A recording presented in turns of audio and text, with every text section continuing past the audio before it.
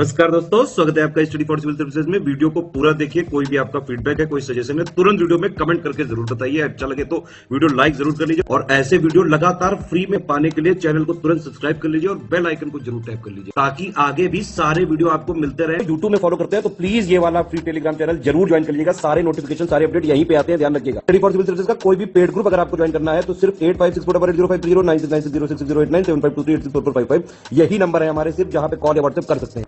Instagram पे हमारा page जरूर फॉलो कर लीजिएगा, study for civil dot services है। ट्विटर पे हमको जरूर फॉलो कर लीजिएगा, @स्टडी फॉर सिविल्स है। सारे क्वेश्चन अटेम्प्ट करिए और स्कोर अपना तुरंत कमेंट करके बताइए। Hello friends, welcome to study for civil services.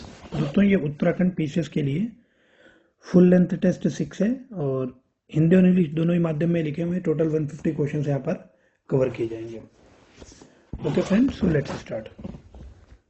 सबसे पहला क्वेश्चन है कि दहेज निरोधक अधिनियम ये कब लागू हुआ था? तो 1961 में लागू हुआ था, ध्यान रखिएगा।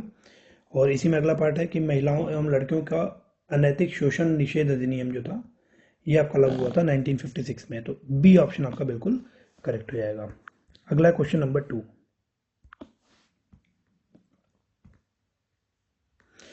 निम्नलिखित में से किस रेगुलेशन अधिनियम द्वारा सती प्रथा को अवैध घोषित किया गया था?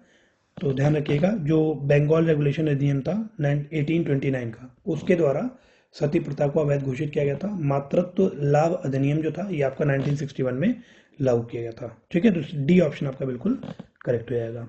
अगला question number 3, which of the following reform movement of Hindu is not of western India? तो हिंदुओं का कौन सा सुधार आंदोलन पश्चिम भारत का नहीं है? तो ध्यान रखिएगा, श्री नारायण धर्म परिपालन आंदोलन जो था ये आपका साउथ इंडिया का था। ठीक है, ये आपका दक्षिण भारत का था। बाकी सारे आप कह सकते हैं कि वेस्टर्न इंडिया से ही एसोसिएटेड है, परमहंस मंडली, सत्यशोधक समाज या फिर सर्वेंट्स ऑफ इंडिया सोसाइटी। तो सी ऑप्शन हमारा बिल्कुल करेक्ट हो जाएगा। अगला क्वेश्चन नंबर 4, कौन सा अभियान कांग्रेस के पूर्ववर्ती अभियान नहीं है? तो आप देखेंगे कपास पर आयात शुल्क लगाने के लिए जो विद्रोह थे ये आपके 1875 में हुए थे। उसके बाद अगर rebellion of for arms act बोले तो ये आपका 1878 में हुआ था। और rebellion for vernacular press act या फिर आप कह सकते हैं कि वर्नाकुलर प्रेस अधिनियम के लिए जो विद्रोह हुए थे ये आपके 1878 में हुए थे। तो आप देखिए सारे ही आपके पूर्ववर्ती हैं, कांग्रेस के बनने से पहले से हुए हैं। तो हम कह सकते हैं नन ऑफ द अबव होगा। क्यों? क्योंकि कांग्रेस कब बना था? ये आपका बना था 1885 में और ये सारे ही आंदोलन से पहले हुए थे। अगला क्वेश्चन नंबर 5, गलत विकल्प का आपको यहाँ पर चयन करना है। पहला लिखा हुआ है 1879 इंडियन नेशनल एसोसिएशन, तो पहला ही गलत है क्योंकि इंडियन नेशनल एसोसिएशन जो था ये आपका 1876 में बनाया गया था, 1876 में, 1876 में। बाकी सारे सही लिखे हुए। पूना सार्वजनिक सभा आपके 1870 की है, इंडिया लीग आपका 1875 का है और इंडियन एसोसिएशन ऑफ कलकत्ता जो है ये आपका 1876 का है। ठीक है, तो ए ऑप्शन हमारा इनकरेक्ट है, ये हमारा उत्तर हो जाएगा। अगला क्वेश्चन नंबर 6, क्रोनोलॉजिकल ऑर्डर में आपको लगाना है। तो बंग भाषा प्रकाशिका जो सभा थी ये आपके 1836 की थी। उसके बाद अगर बंगाल ब्रिटिश इंडिया सोसाइटी की बात करें तो 1843 की थी। ब्रिटिश इंडिया एसोसिएशन आपका 1851 का था और ईस्ट इंडिया एसोसिएशन आपका 1866 का था। तो क्रोनोलॉजी में आप लाएंगे तो बी ऑप्शन आपका बिल्कुल करेक्ट हो जाएगा। अगला question number 7, Bombay presidency association की स्थापना कब की गई थी? तो 1885 में की गई थी और मद्रास महाजन सभा जो है इसको 1884 में बनाया गया था। ठीक है, तो सी ऑप्शन आपका बिल्कुल करेक्ट हो जाएगा।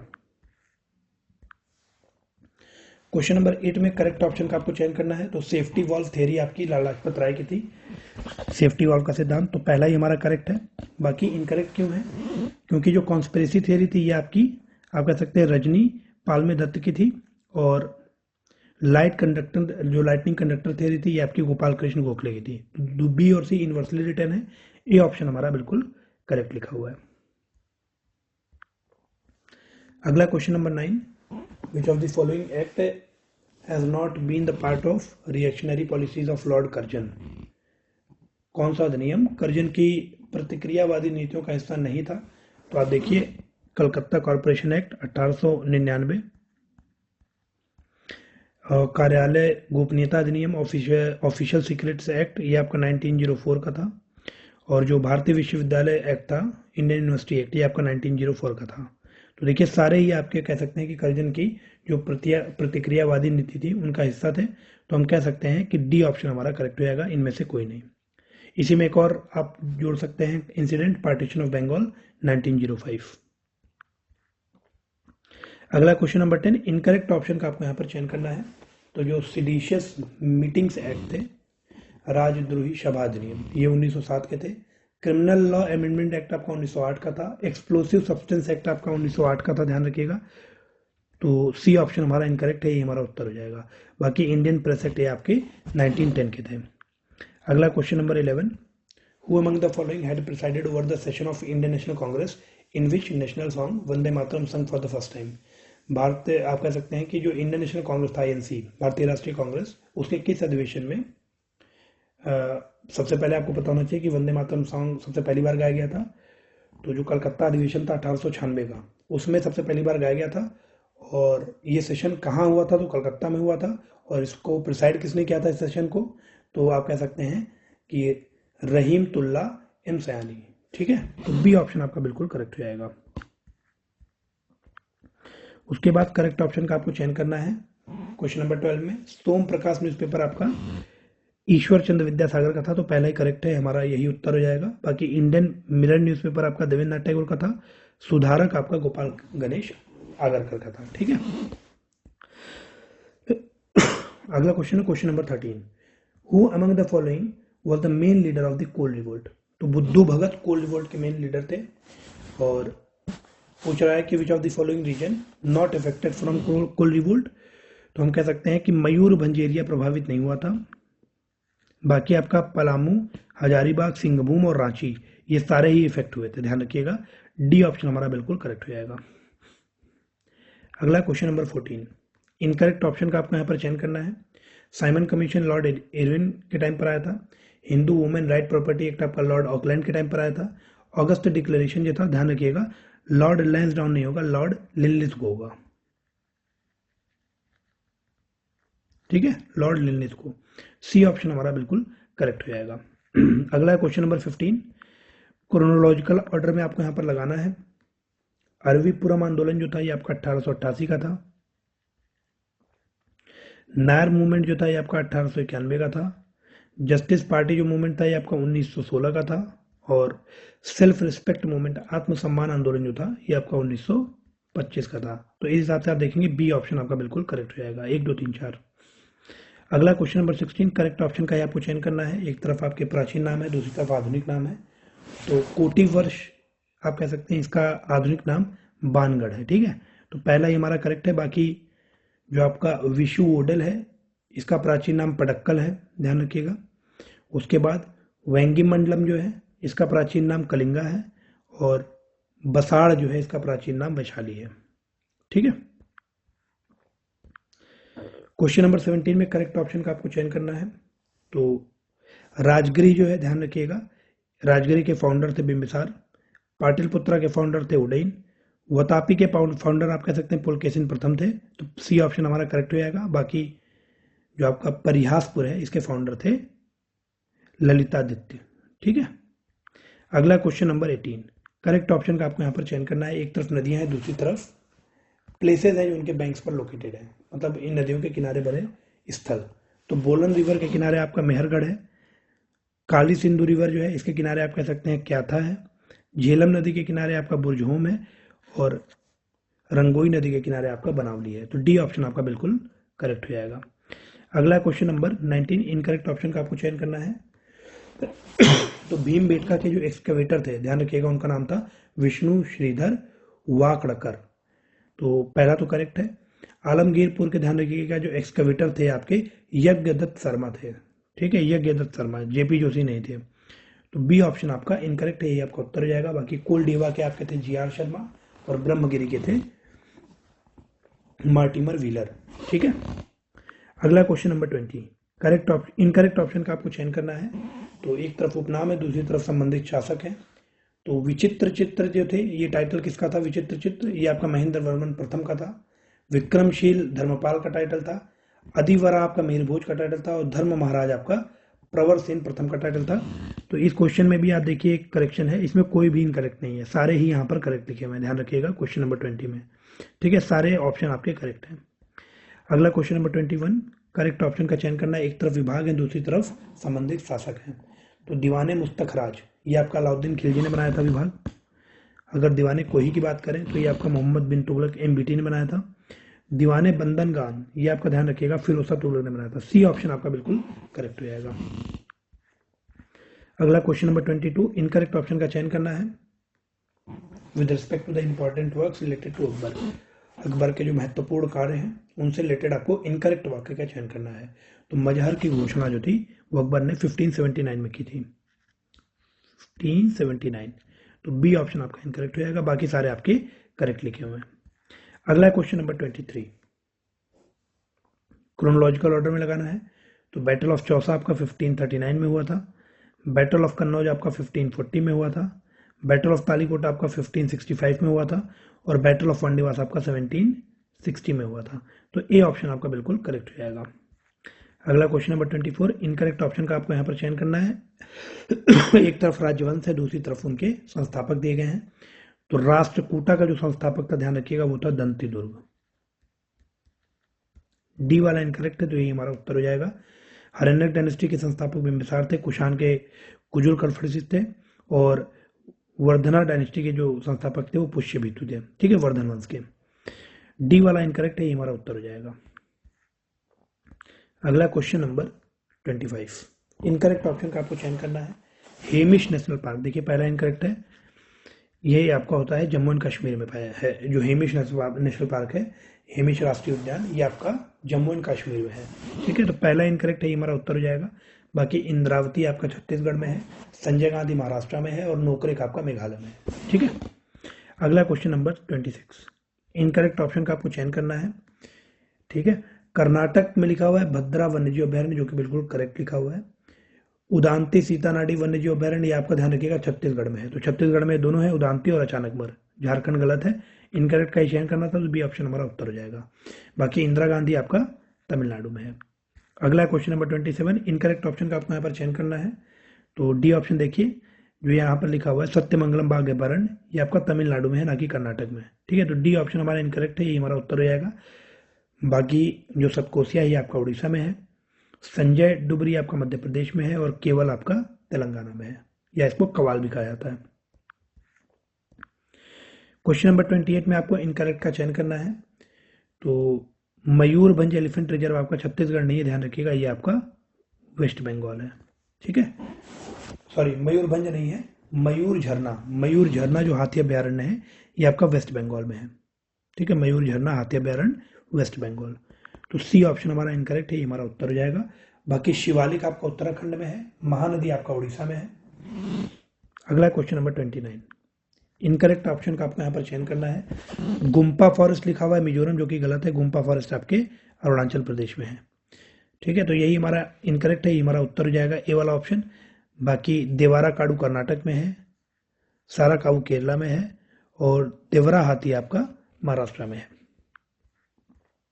क्वेश्चन नंबर 30 में आपको इनकरेक्ट का चयन करना है। महाराष्ट्र में लिखा हुआ है खापर खेड़ा थर्मल पावर प्लांट, जो कि बिल्कुल करेक्ट लिखा हुआ है। पतरातू थर्मल पावर स्टेशन, ये छत्तीसगढ़ नहीं है, ये आपका बिहार होगा पतरातू। तो बी वाला इनकरेक्ट है, ये हमारा उत्तर हो जाएगा। ठीक है, बाकी Raichur thermal power station Karnataka में है, और छाबड़ा थर्मल पावर प्लांट ये आपका राजस्थान में है। अगला क्वेश्चन नंबर 31, करेक्ट ऑप्शन का आपको चयन करना है। तो जो आपका कोमोरोस है, ठीक है, कोमोरोस की करेंसी क्या है, ये फ्रैंक है, तो डी वाला करेक्ट लिखा हुआ है। बाकी अल्बानिया की करेंसी लेक है, बोस्टवाना की करेंसी पूला है, और बुल्गारिया की करेंसी लेव है। अगला क्वेश्चन नंबर 32, इनकरेक्ट ऑप्शन का आपको यहाँ पर चयन करना है। साइप्रस की कैपिटल जो है वो निकोसिया है, जो कि बिल्कुल करेक्ट है। एरिट्रिया की कैपिटल ध्यान रखिएगा सुवा नहीं है, अस्मारा है। ठीक है, बाकी सारे करेक्ट लिखे हुए हैं। अगला क्वेश्चन नंबर 33, किस राज्य में बीसलपुर बांध बनाया गया है। तो बीसलपुर बांध आपका राजस्थान में है। और अगला पार्ट है क्वेश्चन का कि बीसलपुर बांध किस नदी पर है। तो ये आपका बनास रिवर पे है। तो ए ऑप्शन आपका करेक्ट हो जाएगा। क्वेश्चन नंबर 34 है आपका, किस नदी पर बाली मेला जल विद्युत संयंत्र बनाया गया है? तो ये आपका सिलेरू रिवर है। और जो बाण सागर जल विद्युत संयंत्र है ये कहाँ पर स्थित है? तो ये आपका मध्य प्रदेश में है। ठीक है, तो सी ऑप्शन आपका बिल्कुल करेक्ट हो जाएगा। अगला क्वेश्चन नंबर 35। इनकरेक्ट ऑप्शन का आपको चयन करना है। एक तरफ राज्य है, दूसरी तरफ आपके कोल फील्ड्स हैं। तो आपका जो सुहागपुर कोल फील्ड है, ध्यान रखिएगा, ये मध्य प्रदेश में है। दारंगिरी जो कोल फील्ड है मेघालय में है। नजीरा आसाम में है।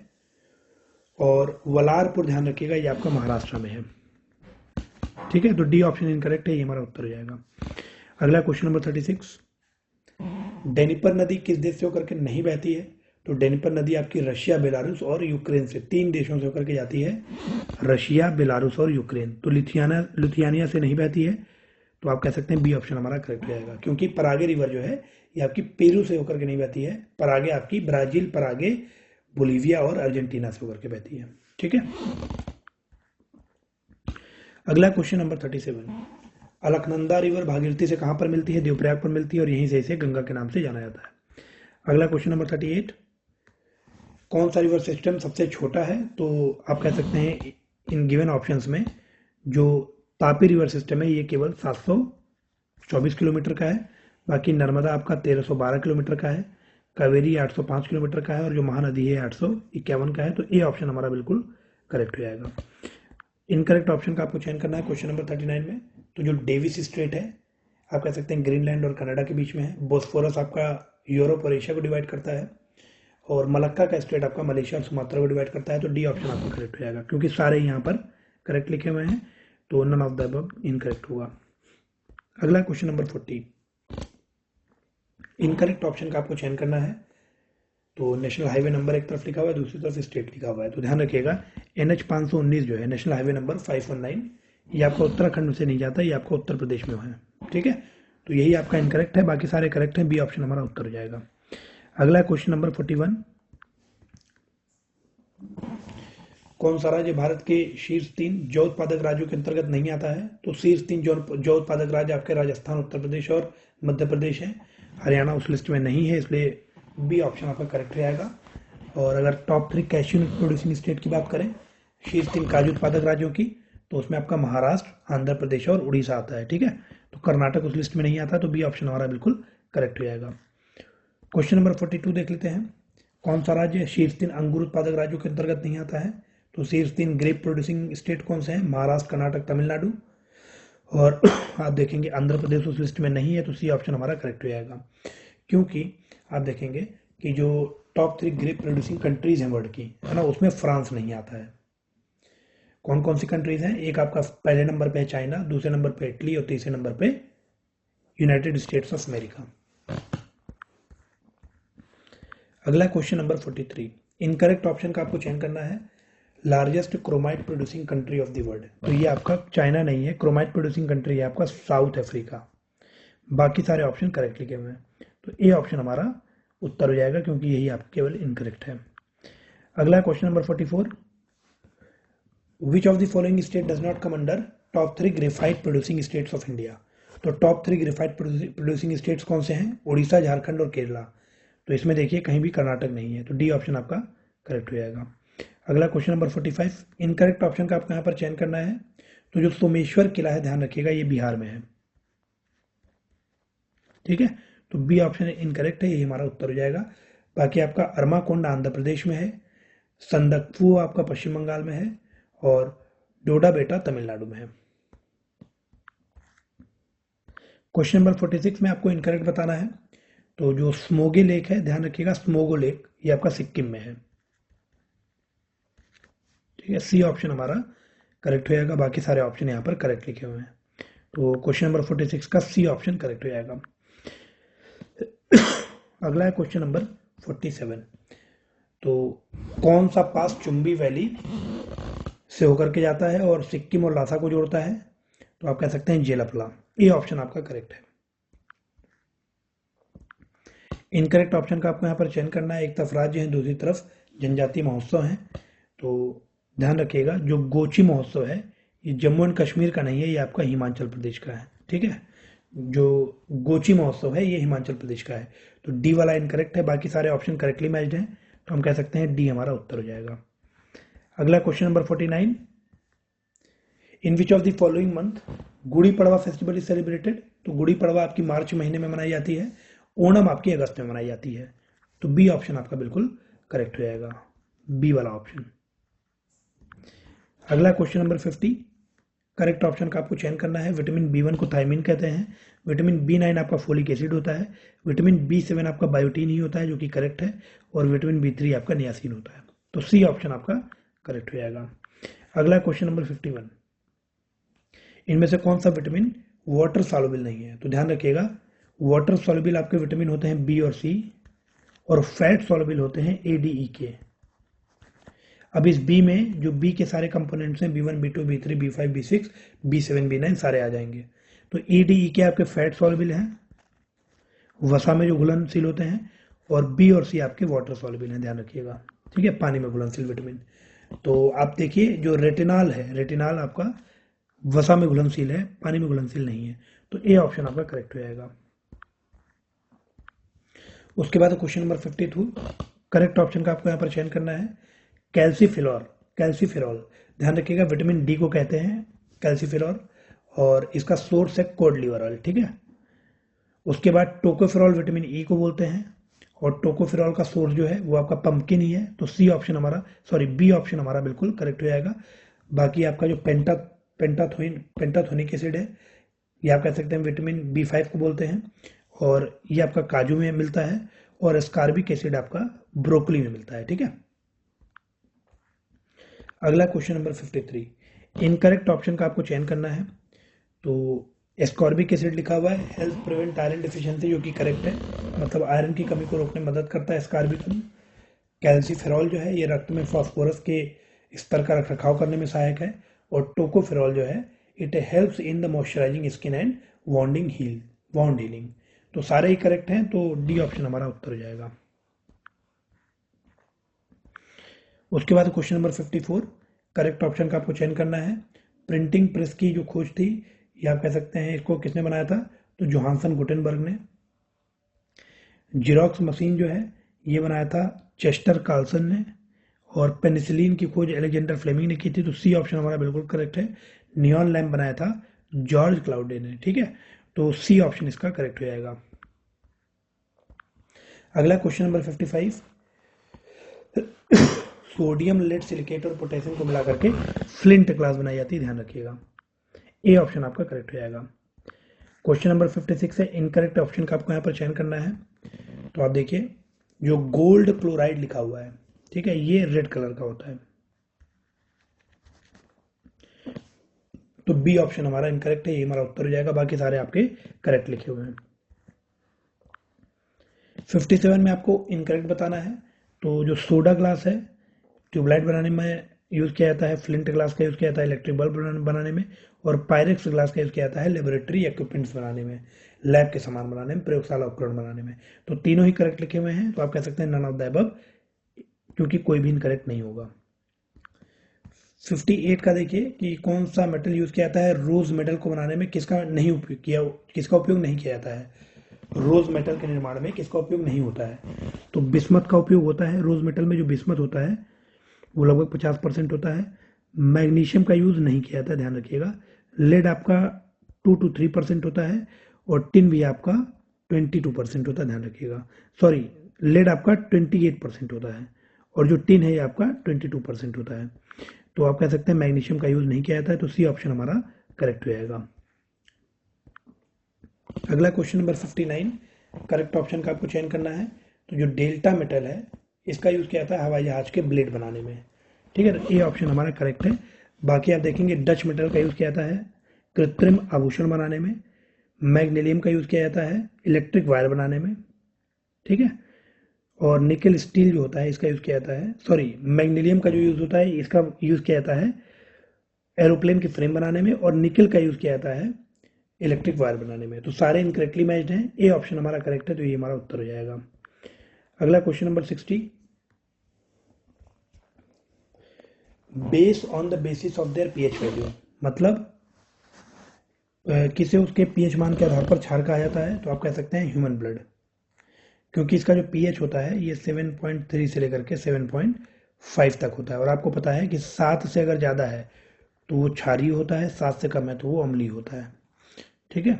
बाकी जो स्ट्रॉबेरी है इसका पीएच होता है 3, कॉफ़ी का पीएच होता है 5, रेन वाटर का पीएच होता है 5.6 से लेकर के 6, और ह्यूमन ब्लड का होता है 7.3 टू 7.5। तो डी ऑप्शन आपका करेक्ट हो जाएगा। क्वेश्चन नंबर 61 में आपको देखिए इनकरेक्ट ऑप्शन का चयन करना है। तो हाइड्रोक्सी बेंजीन जो है ये आपका कैल्शियम फॉस्फेट नहीं होता, ये आपका फिनॉल होता है, ध्यान रखिएगा। ठीक है, फिनॉल। तो बी ऑप्शन हमारा इनकरेक्ट है, तो ये हमारा उत्तर हो जाएगा। अगला है क्वेश्चन नंबर 62। इनमें से किस सब्सटेंस को आप कह सकते हैं दर्द और सूजन दूर करने के लिए यूज किया जाता है? तो इप्सम सॉल्ट। ठीक है, सेंधा नमक। इप्सम सॉल्ट क्या होता है? सेंधा नमक। अगला क्वेश्चन नंबर 63। इनकरेक्ट ऑप्शन का आपका चयन करना है। तो रेडिएशन शील्डिंग करने के लिए स्लेक्ड लाइम का यूज नहीं किया जाता है, हेमेटाइट का यूज किया जाता है। ठीक है, तो सी वाला इनकरेक्ट है, तो ये हमारा उत्तर हो जाएगा। अगला क्वेश्चन नंबर 64। तो किसका उपयोग वर्णक के रूप में किया जाता है और इसे आभूषण और गहनों में तराशा जाता है? तो सिनेबार। ए ऑप्शन आपका करेक्ट हो जाएगा। अगला क्वेश्चन नंबर 65। करेक्ट ऑप्शन का चयन करना था। तो जो मरीचिका है ये किसका परिणाम होता है? पूर्ण आंतरिक परावर्तन या टोटल इंटरनल रिफ्लेक्शन का ही परिणाम होता है। तो बी ऑप्शन हमारा बिल्कुल करेक्ट हो जाएगा। क्वेश्चन नंबर 66 में इनकरेक्ट का चयन करना है। तो ध्यान रखिएगा यहां पर भी एक करेक्शन है, ये सारे ऑप्शन करेक्ट लिखे हुए हैं। ठीक है, डायनमो जो है ये आपका यांत्रिकी ऊर्जा को विद्युत ऊर्जा में कन्वर्ट करता है। जो विद्युत मोटर है ये विद्युत ऊर्जा को यांत्रिकी ऊर्जा में कन्वर्ट करता है। जो बैटरी है ये रासायनिक को विद्युत में बदलता है, और जो बल्ब है ये विद्युत को प्रकाश में। तो ये सारे ही करेक्ट लिखे हुए हैं, ध्यान रखिएगा, ये भी एक करेक्शन है।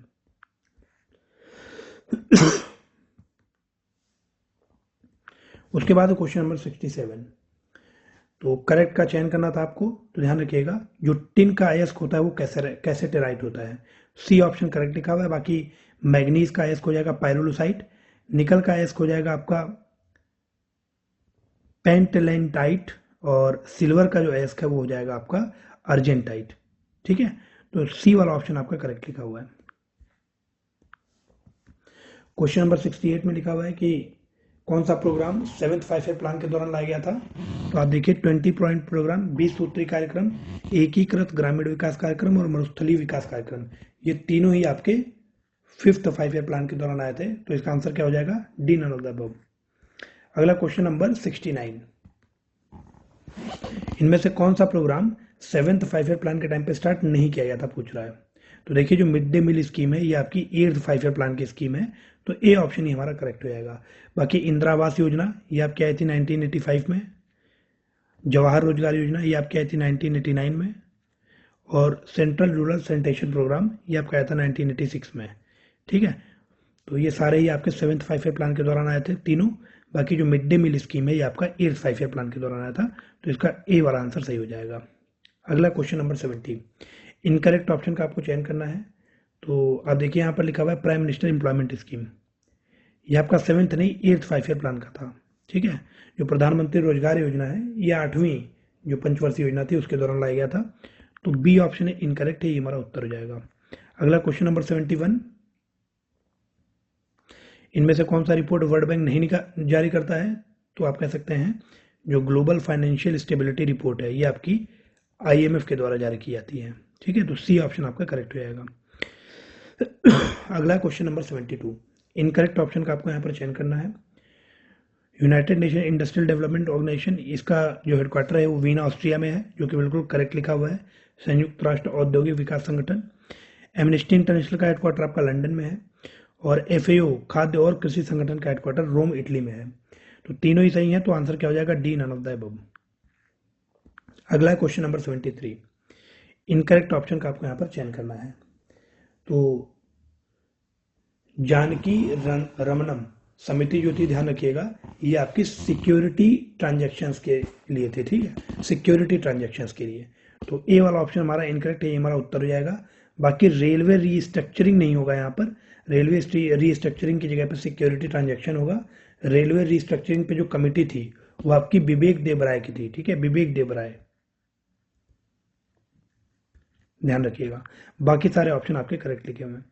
अगला क्वेश्चन नंबर 74, इनकरेक्ट ऑप्शन का आपको चयन करना है। तो बोटेनिकल सर्वे ऑफ इंडिया ये आपकी 1899 में नहीं आई थी, ये आपकी 1890 में आई थी। तो बी ऑप्शन हमारा इनकरेक्ट है, तो यही हमारा उत्तर हो जाएगा। अगला क्वेश्चन नंबर 75, इनकरेक्ट ऑप्शन का आपको यहाँ पर चयन करना है। ध्यान रखिएगा, जो गौर मारिया है, गौर मारिया एक फोक डांस है और ये झारखंड का नहीं है, ये आपका छत्तीसगढ़ का है, ठीक है। तो सी ऑप्शन हमारा करेक्ट हो जाएगा। अगला है क्वेश्चन नंबर 76, कौन सा जिला कुमाऊं मंडल के अंतर्गत नहीं आता है? तो कुमाऊं मंडल में आपका नैनीताल, अल्मोड़ा, पिथौरागढ़, उधम सिंह नगर, बागेश्वर और चंपावत इतने जिले आते हैं। तो आप देखिए चामोली नहीं आता है। उसी तरह अगर गढ़वाल मंडल की बात करें तो चामोली, उत्तरकाशी, देहरादून, पौड़ी गढ़वाल, हरिद्वार और रुद्रप्रयाग ये जिले आते हैं। चंपावत इसमें नहीं आता है, तो आप कह सकते हैं डी ऑप्शन हमारा करेक्ट हो जाएगा। अगला 77, गोपेश्वर किस जिले का मुख्यालय है? तो चामोली का जो मुख्यालय है वो गोपेश्वर है। और अगर बात करें रुद्रपुर, तो ये हेडक्वार्टर है आपका उधम सिंह नगर का, ठीक है। तो ए ऑप्शन हमारा करेक्ट हो जाएगा। अगला क्वेश्चन नंबर 78, किस डिस्ट्रिक्ट का एरिया सबसे कम है? तो आप कह सकते हैं कि चंपावत का जो एरिया है इनमें सबसे कम है, क्योंकि उधम सिंह नगर का है 2500 के आसपास, बागेश्वर का है 2200 के आसपास, रुद्रप्रयाग का है 1900 वर्ग किलोमीटर के आसपास, चंपावत का केवल 1700 वर्ग किलोमीटर के आसपास है। तो बी ऑप्शन हमारा करेक्ट हो जाएगा। अगला क्वेश्चन नंबर 79, 3 जिलों को 1960 में बनाया गया था, वो कौन से हैं? तो पिथौरागढ़, उत्तरकाशी और चामोली। ध्यान रखिएगा, इनको 1960 में स्टेब्लिश किया गया था। ए ऑप्शन हमारा करेक्ट हो जाएगा। क्वेश्चन नंबर 80 देख लेते हैं। इनकरेक्ट ऑप्शन का आपको चयन करना है। तो विधानसभा निर्वाचन क्षेत्रों की संख्या लिखी गई है, पिथौरागढ़ में केवल 4 हैं, ध्यान रखिएगा। तो सी ऑप्शन आपका करेक्ट हो जाएगा।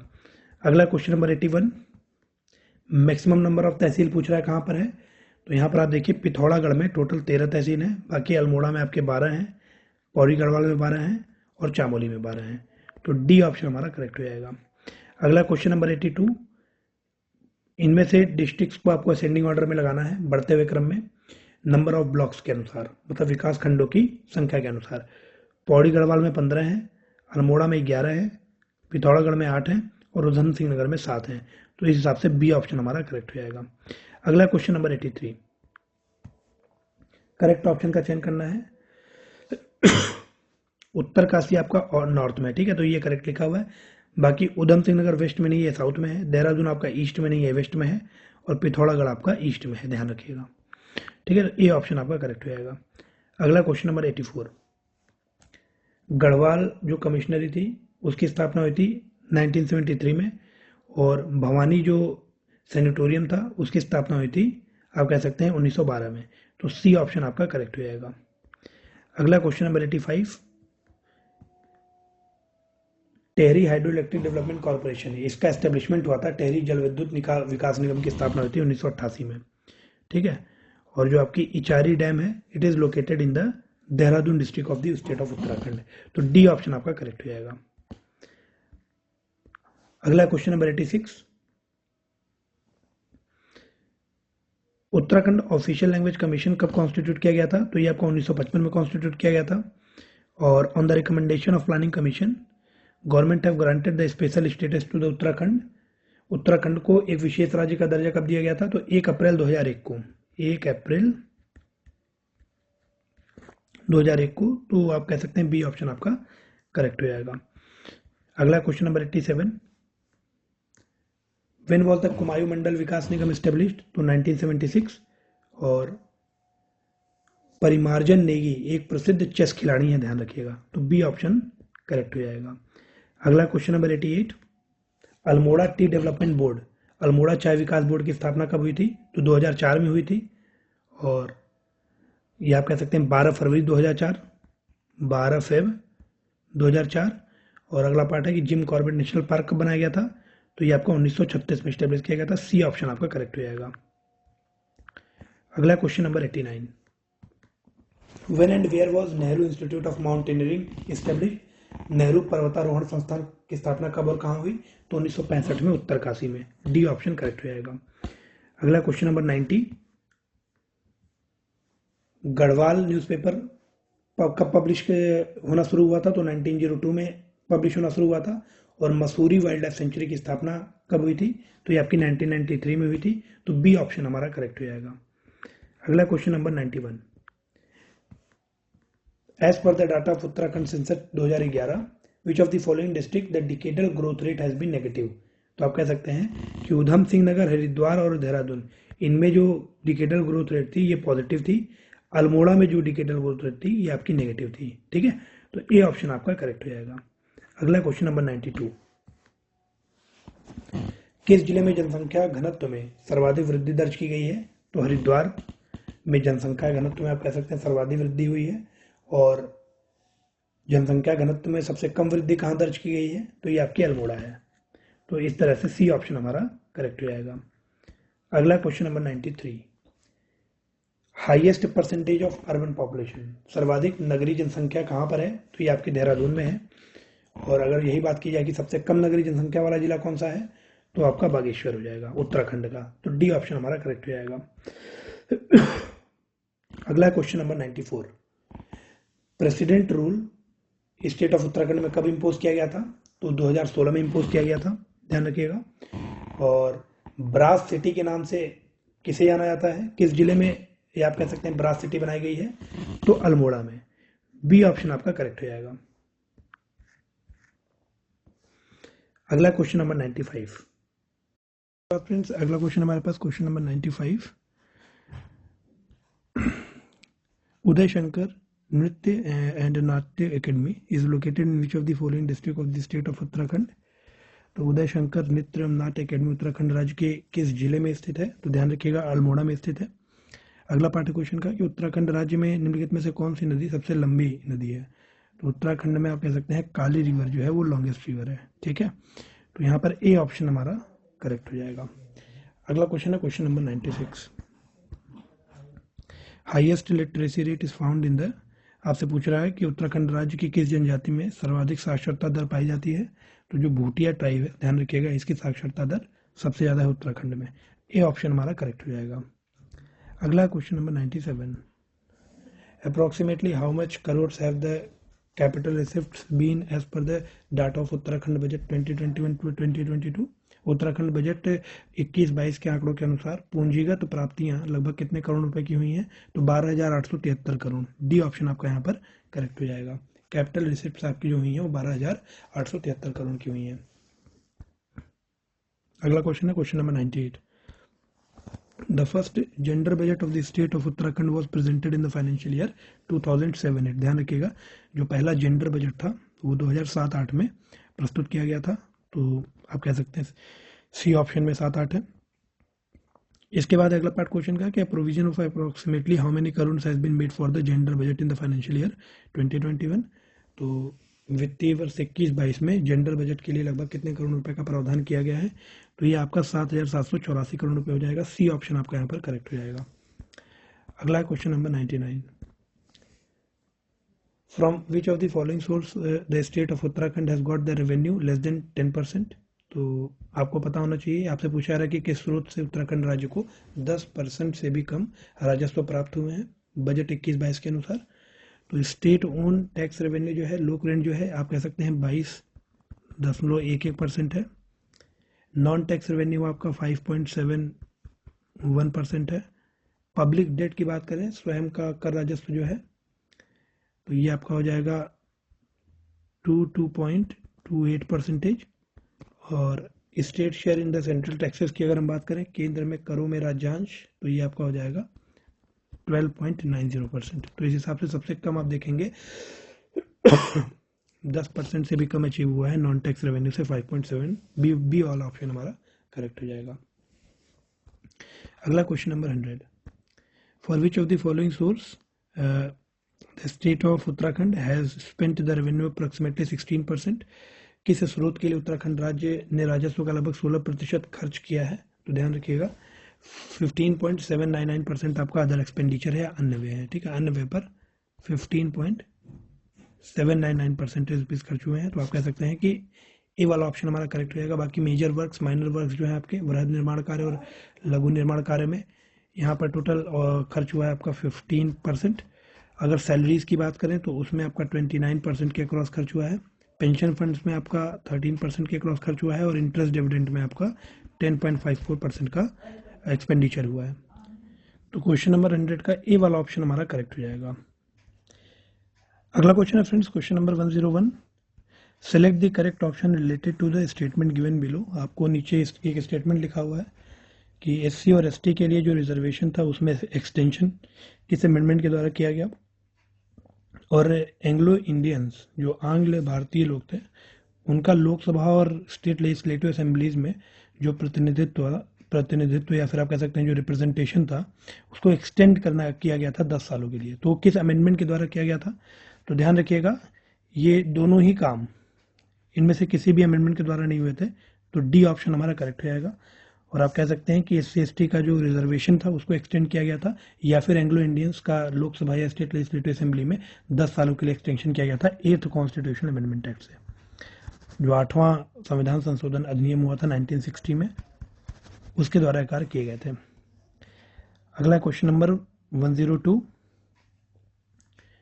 The constituent assembly appointed a number of committees to deal with the different task of constitution making. Correct option का आपको चयन करना है। तो प्रोविंशियल कॉन्स्टिट्यूशन कमेटी, ध्यान रखिएगा इसके चेयरमैन थे doctor Rajendra Prasad.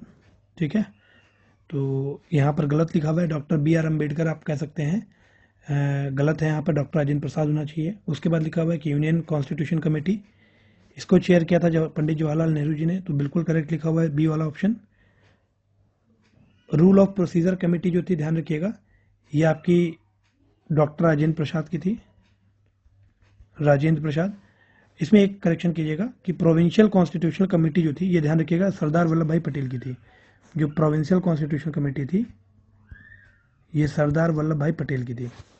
Rule of procedure committee आपकी राजेंद्र प्रसाद की थी, और स्टीयरिंग कमेटी आपकी आप कह सकते हैं JB कृपलानी की नहीं थी, स्टीयरिंग कमेटी भी आपकी डॉक्टर राजेंद्र प्रसाद की थी। ठीक है, तो यहाँ पर रूल ऑफ प्रोसीजर कमेटी और स्टीयरिंग कमेटी आपकी राजेंद्र प्रसाद की थी, और प्रोविंशियल कॉन्स्टिट्यूशन कमेटी आपकी सरदार वल्लभ भाई पटेल की थी। यहाँ पर देखिए बी ऑप्शन केवल करेक्ट लिखा हुआ है, बाकी सारे ऑप्शन इनकरेक्टली मैच्ड है। अगला question number 103। Which of the following option shows dissimilarity with respect to the members of drafting committee. तो प्रारूप समिति के सदस्यों के संबंध में आपको बताना है कि कौन इनमें से नहीं था प्रारूप समिति का सदस्य।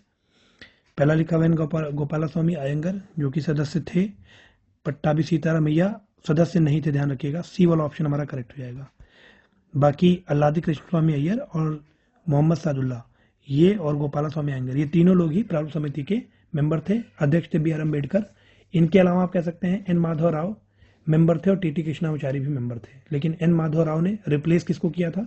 तो BL मित्तर को किया था। ध्यान रखिएगा BL मित्तर ने इल हेल्थ की वजह से रिजाइन कर दिया था, तो N माधव राव ने उनको रिप्लेस कर दिया था प्रारूप समिति में।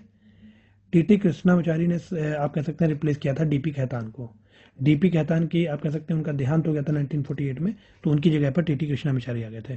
ठीक है, तो टोटल ये मेंबर्स थे, आप कह सकते हैं टोटल 7 मेंबर्स का आपका प्रारूप कमेटी था, या सॉरी जो प्रारूप समिति था वो था या ड्राफ्टिंग कमेटी था। तो यहाँ पर सी ऑप्शन हमारा करेक्ट हो जाएगा। अगला क्वेश्चन नंबर 104। कांग्रेस पार्टी ने 8 जुलाई 1946 को संविधान सभा के मसौदे तैयार करने के लिए एक विशेषज्ञ समिति का गठन किया था। Congress party had appointed an expert committee for the purpose of preparing the draft for the constituent assembly on 8 July 1946। Who among the following was not the member of that committee. तो जो एक स्पेशल विशेषज्ञ committee appoint की गई थी, विशेषज्ञ समिति, उनमें से कौन इसका मेंबर नहीं था? तो DP खेतान मेंबर नहीं थे।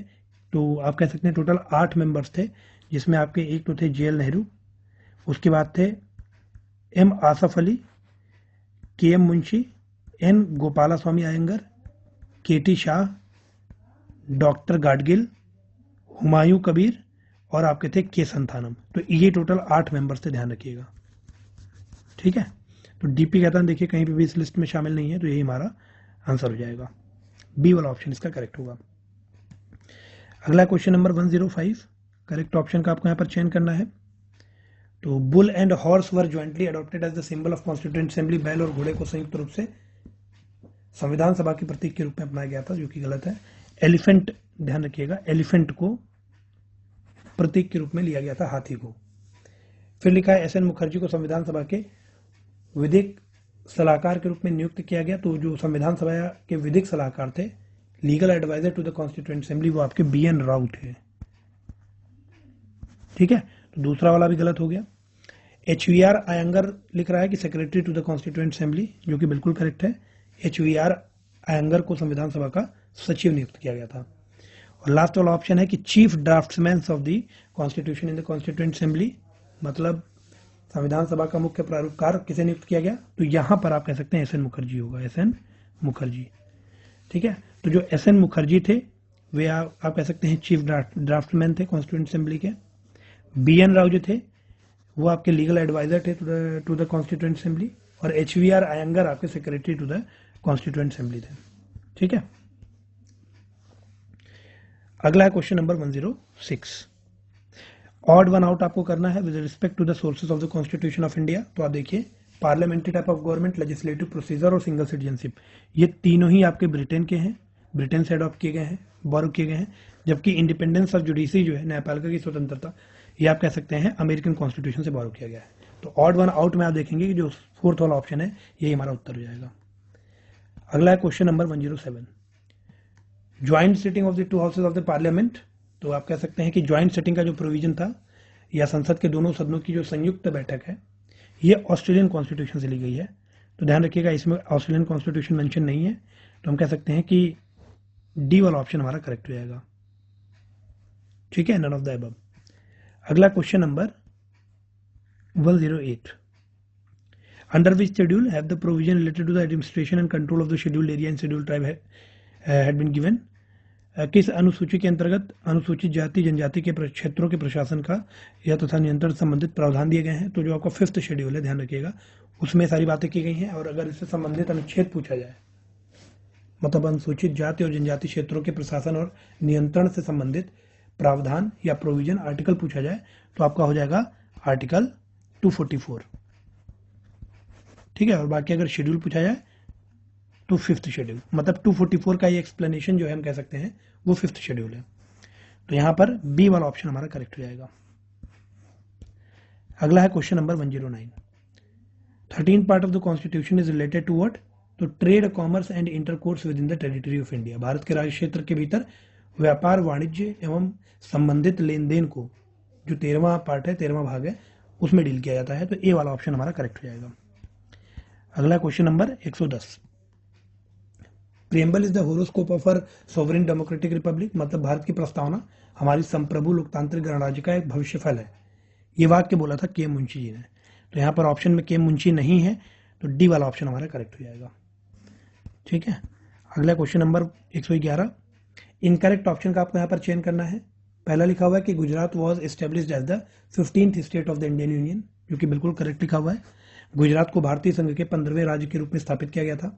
वहीं पर अगर मणिपुर की बात करें तो मणिपुर 18वां स्टेट नहीं था, ध्यान रखिएगा, 19वां था, 19 था। ठीक है, त्रिपुरा आपका 20वां था और मेघालय आपका 21वां था। तो बी वाला ऑप्शन हमारा इनकरेक्ट है, ये हमारा उत्तर हो जाएगा। अगला question number 112। Indian citizen have been given the right to move to the Supreme Court for the enforcement of fundamental rights. तो जो भारत के नागरिक होते हैं, मूल अधिकारों को प्रवर्तित कराने के लिए उच्चतम न्यायालय जाने का अधिकार है रिट्स के माध्यम से, आपको सभी को पता है। और जो रिट्स हैं उनमें से कौन सी रिट्स इंक्लूड नहीं होती हैं, तो सबसे पहले आपको पता होना चाहिए किस अनुच्छेद में ये बात कही गई है कि अगर हमारा कोई भी फंडामेंटल राइट वायलेट हो तो हम डायरेक्टली सुप्रीम कोर्ट जा सकते हैं। तो उसमें आपका आर्टिकल 32 आ जाता है, आर्टिकल 32। ठीक है, और आर्टिकल 32 के माध्यम से 5 रिट्स की बात की गई है, जिसमें आपका हैबियो कार्पस, मेंडमस, कोवेरेंटो, प्रोहिबिशन और सरसरी, ये 5 रिट हैं, ध्यान रखिएगा। तो इसमें आप देखिए तीनों ही रिट मौजूद हैं, तो नन ऑफ द अबव आपका आंसर हो जाएगा। ऐसी कोई भी रिट यहाँ पर नहीं लिखी हुई है जो कि इसमें इंक्लूड नहीं की गई है। ठीक है, डी वाला ऑप्शन हमारा करेक्ट हो जाएगा। अगला क्वेश्चन नंबर 113। करेक्ट ऑप्शन का आपको चयन करना है with respect to the equality before law and equality of opportunity in matters of public employment. विधि के समक्ष समानता और लोक नियोजन के मामलों में अवसर की समानता संबंधित सही विकल्प का आपको चयन करना है। तो इक्वलिटी बिफोर लॉ आपका आर्टिकल 14 है and equality of opportunity in matters of public employment आपका आर्टिकल 16 है। तो ए वाला ऑप्शन हमारा करेक्ट हो जाएगा। ठीक है, बाकी प्रोहिबिशन अगेंस्ट डिस्क्रिमिनेशन आपका आर्टिकल 15 हो जाएगा और आर्टिकल 17 आपका एबॉलिशन ऑफ अनटचेबिलिटी है, ये आप सभी को पता है। अगला क्वेश्चन नंबर 114, करेक्ट ऑप्शन का आपको चयन करना है with respect to Indira Gandhi Nehru case 1975। तो ध्यान रखिएगा, जो आपका इंदिरा नेहरू गांधी केस हुआ था 1975 का, उसमें freedom and dignity of the individual की बात की गई थी, व्यक्ति की स्वतंत्रता एवं गरिमा की बात की गई थी। तो बी ऑप्शन हमारा करेक्ट हो जाएगा। बाकी इसमें जो भी चीजें लिखी हुई है, equality of status and opportunity of an individual, ये बात आपकी केशवानंद भारती में की गई थी 1973 में। वहीं पर जो न्यायिक समीक्षा है, जुडिशियल रिव्यू, इसकी बात भी केशवानंद भारती में की गई थी। और धर्मनिरपेक्षता एवं आस्था एवं धर्म की स्वतंत्रता की बात भी, आप कह सकते हैं सेकुलरिज्म की बात भी केशवानंद भारती केस में ही की गई थी। ठीक है, तो यहां पर हमारा बी वाला ऑप्शन करेक्ट हो जाएगा। Question number 115, who among the following is administered the oath by the president. मतलब किसी राष्ट्रपति द्वारा शपथ दिलाई जाती है, तो आप कह सकते हैं जो मेंबर्स होते हैं लोकसभा के, एमपी लोकसभा जो होते हैं, उनको जो शपथ दिलाई जाती है वो राष्ट्रपति के द्वारा दिलाई जाती है। ठीक है, तो सी वाला ऑप्शन हमारा करेक्ट हो जाएगा। अगला question number 116, when was the high court of Bombay established. तो बॉम्बे हाई कोर्ट आपका 1862 में एस्टेब्लिश हुआ था, ध्यान रखिएगा। और बॉम्बे हाई कोर्ट के अंदर या बॉम्बे हाई कोर्ट का जुरिडिक्शन जो है, न्याय क्षेत्र जो है, न्याय क्षेत्र, वो किन किन राज्यों में फैला हुआ है। तो आप कह सकते हैं महाराष्ट्र, गोवा, दादरा नगर हवेली, दमन एंड दीव। तो अब ये एक ही में मिला दिया गया है, तो हम कह सकते हैं कि एक केंद्र शासित प्रदेश और 2 राज्यों में इसका जुरिडिक्शन है। 1862 में इसको स्टैब्लिश किया गया था। तो आपसे पूछा रहा है कि इनमें से कौन सा राज्य क्षेत्र ऐसा लिखा हुआ है जहां पर इसका जुरिडिक्शन नहीं है बॉम्बे हाईकोर्ट का। तो आप देखिए, गोवा में भी है, दमन दादरा नगर हवेली में भी है और दमन दीव में भी है। तो पुडुचेरी में नहीं है, तो यही हमारा आंसर हो जाएगा, सी ऑप्शन इसका करेक्ट हो जाएगा।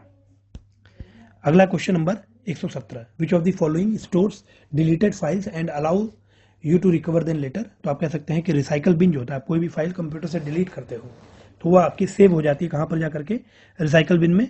अगर आपने रिसाइकल बिन से भी उसे एम्प्टी कर दिया, हटा दिया, तो फिर आप उसे रिकवर इतनी आसानी से नहीं कर पाएंगे। रिकवर हो तो जाता है पर फिर इतनी आसानी से रिकवर नहीं हो सकता। ठीक है, परमानेंटली आप कह सकते हो एक तरीके से वो डिलीट हो जाता है। तो ए ऑप्शन हमारा करेक्ट हो जाएगा। अगला question number 118, window that is displayed whenever the program requires additional information for you is called dialog box। मतलब जब प्रोग्राम को आपकी ओर से अतिरिक्त जानकारी की आवश्यकता होती है, तो आप कह सकते हैं प्रदर्शित होने वाली जो विंडो होती है उसे डायलॉग बॉक्स कहा जाता है। ठीक है, तो सी ऑप्शन आपका करेक्ट हो जाएगा। अगला question number 119, an email account includes a storage area of an called a mail box. ध्यान रखिएगा, एक ईमेल खाते में जो एक भंडारण क्षेत्र होता है ना, उसे मेल बॉक्स के नाम से जाना जाता है।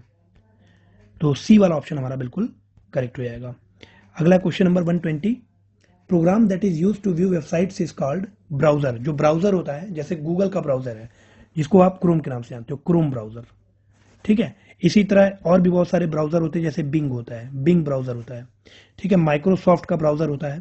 तो इन पर आप जाकर के किसी वेबसाइट को सर्च कर सकते हो, www.something.com.org.biz, है ना। तो इनको आप सर्च कर सकते हो ब्राउजर पे जाकर के। तो आप कह सकते हैं कि सी वाला ऑप्शन हमारा करेक्ट हो जाएगा। अगला है question number 121, what was the name given to the first super computer built in India. तो भारत में निर्मित प्रथम जो सुपर कंप्यूटर था उसको परम के नाम से जाना जाता है। तो आप कह सकते हैं बी वाला ऑप्शन हमारा करेक्ट हो जाएगा। अगला है question number 122, which of the following input devices can sense light and is used to indicate spots on a video screen. तो लाइट पेन होता है, ध्यान रखिएगा, डी वाला ऑप्शन हमारा करेक्ट हो जाएगा। आप कह सकते हैं लाइट पेन एक ऐसा इनपुट डिवाइस है, आप कह सकते हैं जो कि प्रकाश का संवेदन कर सकता है और इसका उपयोग वीडियो स्क्रीन पर स्पॉट को इंगित करने के लिए किया जाता है। ठीक है, अगला क्वेश्चन है question number 123, coal lignite PSU of ministry of coal has set an ambitious target under which campaign to cover 2385 hectare area under the bio reclamation plantation during this year. कोयला मंत्रालय की कोयला लिग्नाइट पीएसयू ने इस वर्ष के दौरान bio reclamation plantation के अंतर्गत 2385 हेक्टेयर क्षेत्र को कवर करने के लिए किस अभियान के तहत एक महत्वाकांक्षी लक्ष्य निर्धारित किया है। तो आप कह सकते हैं गो ग्रीन कैंपेन है, बी वाला ऑप्शन हमारा करेक्ट हो जाएगा। ग्रो ग्रीन कैंपेन जो है, ध्यान रखिएगा, इसका मतलब है कि जो माइनिंग एरियाज हैं उनके अराउंड का जो लोकल इन्वायरमेंट है ना, उसको हम इंप्रूव करेंगे। साथ ही साथ जो कार्बन सिंक है ना, उसको क्रिएट करेंगे कि ज़्यादा से ज़्यादा जो कार्बन एमिशन होता है उसको खत्म किया जा सके गो ग्रीन कैंपेन के मदद से। तो आप कह सकते हैं बी वाला ऑप्शन हमारा यहाँ पर करेक्ट हो जाएगा। अगला question number 124, N Atal innovation mission NITI Aayog along with the Central Board of Secondary Education and which one organization has launched ATL Space Challenge 2021 for students of all schools in the country। Atal innovation mission, NITI Aayog और CBSE, और इसके साथ एक और संस्था है जिसके साथ इन तीनों ने मिलकर के एक, आप कह सकते हैं, सभी स्कूल के विद्यार्थियों के लिए Atal tinkering lab space challenge 2021 launch किया है। तो ध्यान रखिएगा, इसरो ने अटल इनोवेशन मिशन, नीति आयोग और CBSE के साथ मिलकर के ये इनिशिएटिव या ये चैलेंज स्टार्ट किया है। ATL स्पेस चैलेंज 2021, अटल टिंकरिंग लैब स्पेस चैलेंज 2021। तो ये किसका है? तो इसमें 4 पार्टीज हैं। एक आपका इसरो है ना, इंडियन स्पेस रिसर्च ऑर्गेनाइजेशन, एक आपका है अटल इनोवेशन मिशन, एक आपका नीति आयोग और दूसरा CBSE। तो ये टोटल 4 ऑर्गेनाइजेशन है। डी वाला ऑप्शन हमारा करेक्ट हो जाएगा। अगला है question number 125, Who among the following has become the 70th chess grand master of India? तो आर राजा ऋत्विक जो है ये आपके, आप कह सकते हैं, 70वें चेस ग्रैंड मास्टर होंगे इंडिया के, ठीक है। And he achieved his third and final criterion in the Vezerkepzo grand master शतरंज टूर्नामेंट। तो आप कह सकते हैं कि इन्होंने ये टाइटल इस पर्टिकुलर टूर्नामेंट में अर्जित किया है। तो ए वाला ऑप्शन हमारा करेक्ट हो जाएगा। आर राजा ऋत्विक 70वें ग्रैंड मास्टर या फिर चेस ग्रैंड मास्टर है इंडिया के।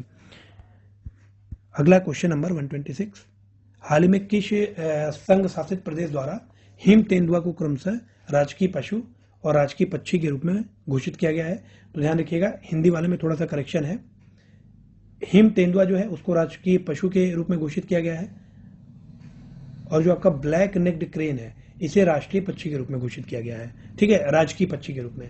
तो ये आपका लद्दाख ने अनाउंसमेंट किया है। सी वाला ऑप्शन हमारा करेक्ट हो जाएगा। अगला क्वेश्चन नंबर 127, भारत चीन सीमा के पास स्थित गड़तांग गली लकड़ी के पुल या फिर आप कह सकते हैं को जो गड़तांग गली वुडन ब्रिज है उसको उसके नवीनीकरण के बाद 18 अगस्त 2021 को 59 ईयर्स के बाद पर्यटकों के लिए फिर से इसे खोल दिया गया है। तो जो आपका गड़तांग गली वुडन ब्रिज है ये आपका किस राज्य में स्थित है? ये क्वेश्चन है आपका। तो ध्यान रखिएगा, ये आपका उत्तराखंड में मौजूद है, ठीक है। डी वाला ऑप्शन हमारा करेक्ट हो जाएगा। अगला question number 128, recently when was the national Snake Bite Awareness Summit organized in the virtual mode by the Integrated Health and Wellbeing Council, New Delhi. हाल ही में एकीकृत स्वास्थ्य और कल्याण परिषद नई दिल्ली द्वारा वर्चुअल मोड में राष्ट्रीय सर्पदंश जागरूकता सम्मेलन का आयोजन कब किया गया है? तो 19 सितंबर 2021। बी वाला ऑप्शन आपका करेक्ट हो जाएगा, ठीक है, बी वाला ऑप्शन। उसके बाद question number 129, COP26 climate summit जो कि आपकी नवंबर 2021 में हुई थी, प्राइम मिनिस्टर नरेंद्र मोदी ने यहाँ पर इंडिया ये अनाउंस किया कि India target to reach net zero carbon emission by which year? मतलब भारत की वर्ष तक नेट जीरो कार्बन उत्सर्जन तक पहुंचने के लिए लक्ष्य की घोषणा की गई है। तो 2070 ध्यान रखिएगा। यहीं पर इसी सम्मेलन में आप कह सकते हैं कुछ और कंट्रीज हैं जैसे अमेरिका, ब्रिटेन, जापान ने 2050 तक की घोषणा की है। वहीं पर अगर European union, Saudi Arabia, China, Russia की बात करें तो इन्होंने 2060 तक की घोषणा की है। भारत ने 2070 तक की घोषणा की है, ठीक है। तो डी वाला ऑप्शन हमारा करेक्ट हो जाएगा। Question number 130, recently in which state India first grass conservation centre और germplasm conservation centre has been inaugurated spread over an area of 2 एकड़? तो किस राज्य में 2 एकड़ क्षेत्र में फैले भारत के पहले घास संरक्षण केंद्र या जर्म प्लास संरक्षण केंद्र का उद्घाटन किया गया है? तो ये आपका हो जाएगा उत्तराखंड। उत्तराखंड में रानीखेत अल्मोड़ा में, ध्यान रखिएगा, उत्तराखंड रानीखेत अल्मोड़ा में ये घोषणा की गई है। उसके बाद अगला question number 131, recently who has announced the expansion of North Eastern Institute of Ayurveda and folk medicine research in Pasighat Arunachal Pradesh? तो हाल ही में अरुणाचल प्रदेश के पासीघाट में North Eastern Institute of Ayurveda and folk medicine research का विस्तार करने की घोषणा किसने की है? तो आप कह सकते हैं सर्बानंद सोनोवाल। सी वाला ऑप्शन आपका करेक्ट हो जाएगा। अगला क्वेश्चन नंबर 132, स्वतंत्रता के 75वें वर्ष के उपलक्ष्य में किस राज्य ने अपने सबसे देशभक्ति स्थलों में से एक एवं चीन सीमा पर अंजा जिले के एक गांव काहो पर एक वृत्त चित्र बनाने की योजना बना रहा है। मतलब यहाँ पर स्टेट की बात हो रही है कि कौन सा स्टेट ऐसा प्लान कर रहा है, तो आप कह सकते हैं बी वाला ऑप्शन अरुणाचल प्रदेश इसका करेक्ट हो जाएगा। अगला क्वेश्चन नंबर 133, अक्टूबर 2021 में किस देश ने अंतरिक्ष मलबे को कम करने वाली तकनीक का परीक्षण और सत्यापन करने के लिए एक नए उपग्रह शिजियान 21 को सफलतापूर्वक लॉन्च किया है? तो नाम से क्लियर आप कह सकते हैं चाइना।